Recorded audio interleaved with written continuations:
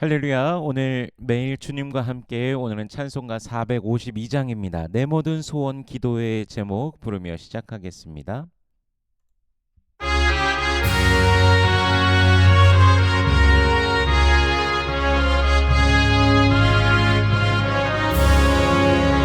내 모든 소원 기도의 제목 예수님 남길 원함이라. 예수님 영상 나입기 위해 세상에 무엇기 전에 예수님 남길 내가 원하네. 날 구원하신 예수님을 내 마음속에 주님 보고사 주님의 영상 인치소서. 무한한 사랑 풍성한 긍휼 슬픈 자 위로하시는 주. 길 잃은 죄인 누르는 예수 그 영상 담게 없소서. 예수님 같길 내가 원하네.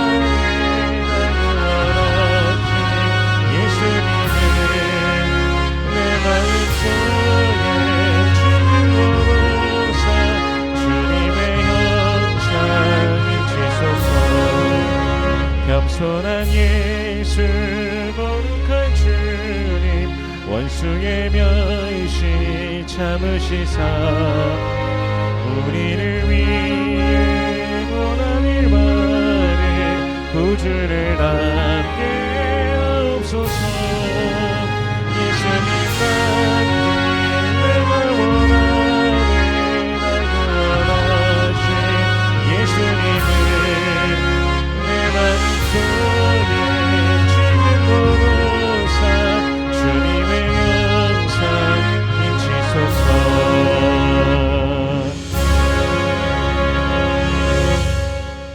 아멘. 오늘 매일 주님과 함께 우리가 함께 나눌 말씀 신명기 10장 1절부터 22절까지의 말씀입니다. 봉독은 1절에서 11절까지의 말씀을 봉독하겠습니다. 그때 여호와께서 내게 이르시기를 너는 처음과 같은 두 돌판을 다듬어 가지고 산에 올라 내게로 나아오고 또 나무 궤 하나를 만들라. 내가 깨뜨린 처음 판에 쓴 말을 내가 그 판에 쓰리니 너는 그것을 그 궤에 넣으라 하시기로. 내가 조각목으로 궤를 만들고 처음 것과 같은 돌판 둘을 다듬어 손에 들고 산에 오르매 여호와께서 그 총회 날에 산 위 불 가운데에서 너희에게 이르신 십계명을 처음과 같이 그 판에 쓰시고 그것을 내게 주시기로. 내가 돌이켜 산에서 내려와서 여호와께서 내게 명령하신 대로 그 판을 내가 만든 궤에 넣었더니 지금까지 있느니라.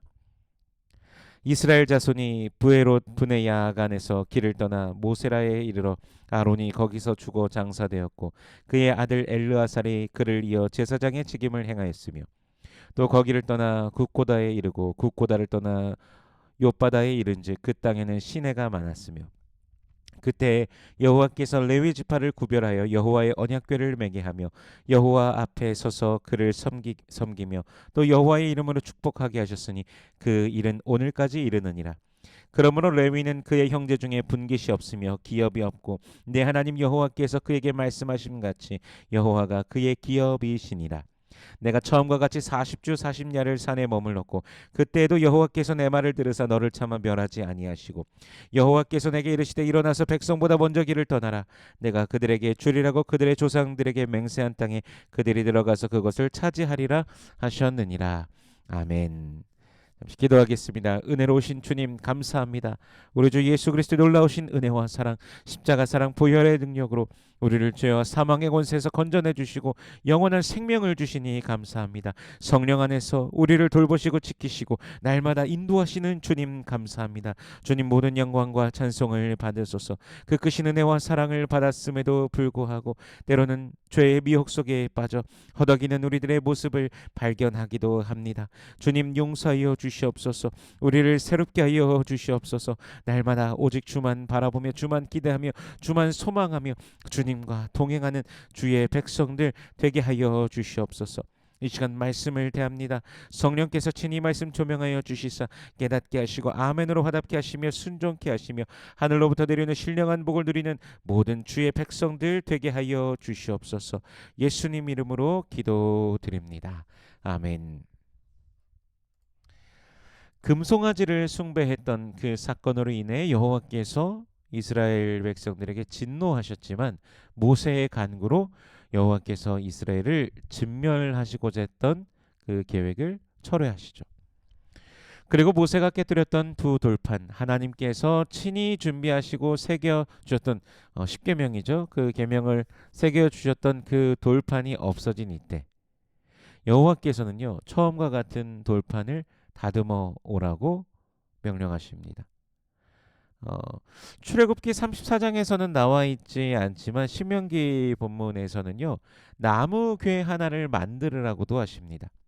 여호와께서 모세가 준비해온 돌판의 십계명을 친히 기록해 주시면 이제 그것을 나무 궤에 넣으라고 하시는 것이죠. 그리고 여호와께서 레위 지파를 구별하여서요 하셔서 여호와의 언약궤를 매게 하며 여호와 앞에 서서 그를 섬기고 여호와의 이름으로 축복하게 하셨습니다. 여호와께서 그들의 중심이 되시고 여호와의 말씀이 그들의 삶과 모든 것을 이끄시는 전부가 되신다는 것을 보여주시는 것이죠. 그렇다면 대체 율법이라는 것은 무엇일까요? 13절에서 말씀하신데요. 13절 말씀을 읽어보면요. 내가 오늘 내 행복을 위하여 내게 명하는 여호와의 명령과 규례를 지킬 것이 아니냐. 아멘. 주님의 말씀을 기억하고 지키며 행하는 것이 바로 이스라엘의 행복인 것입니다.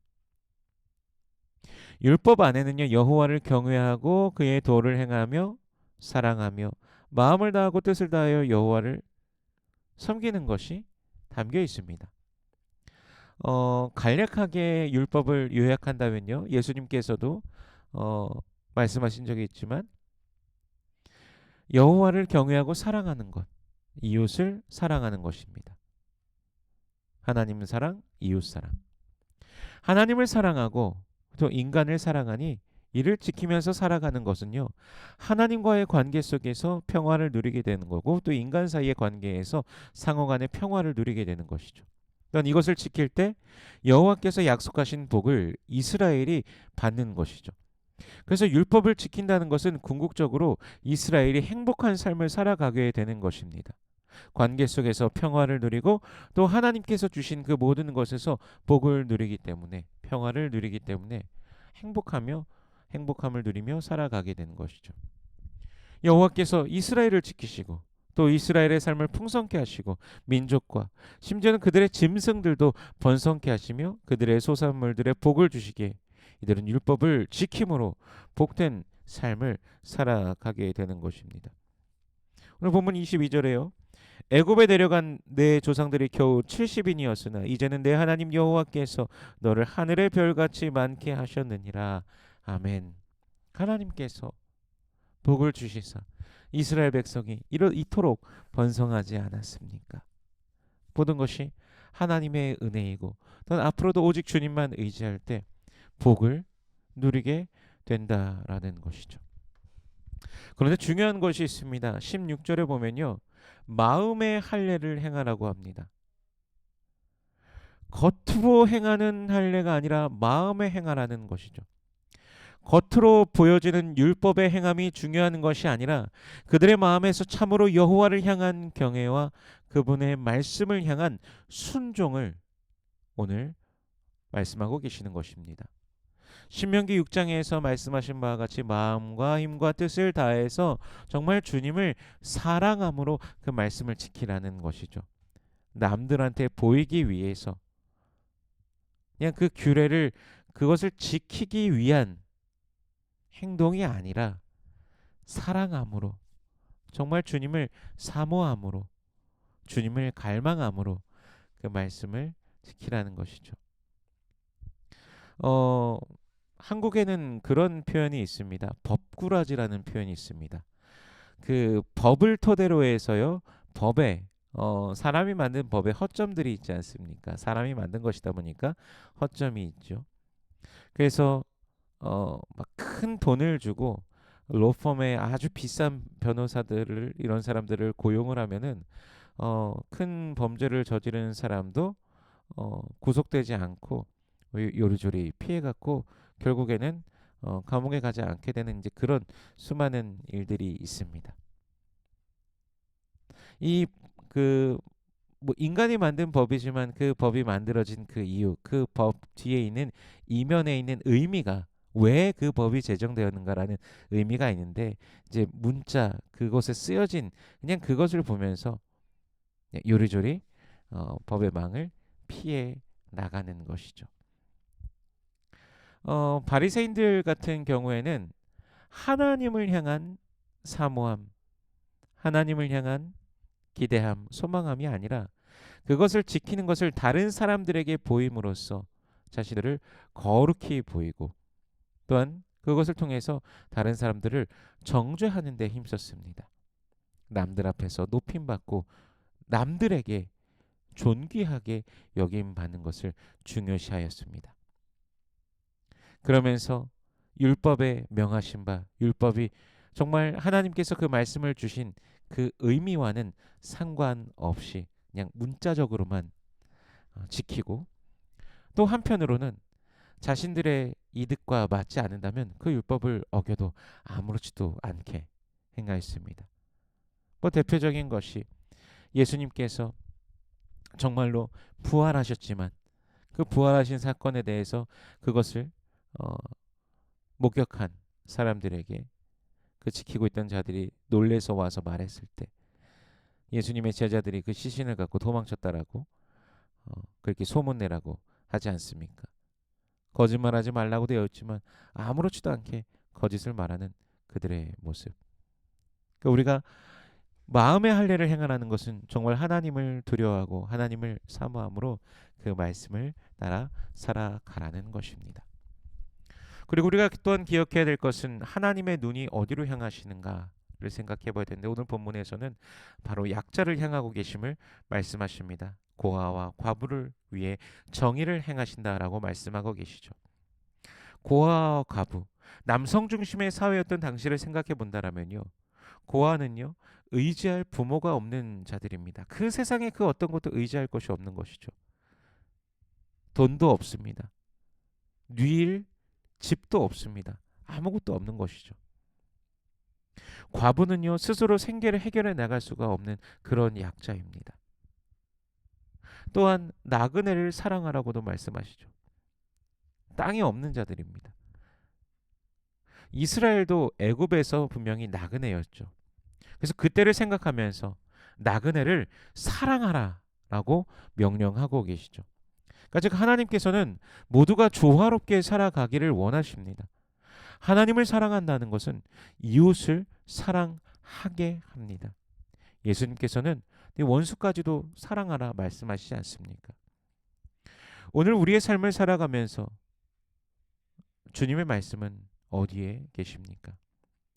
여러분의 삶 속에 가장 중요한 원리가 바로 주님의 말씀이기를 축복합니다.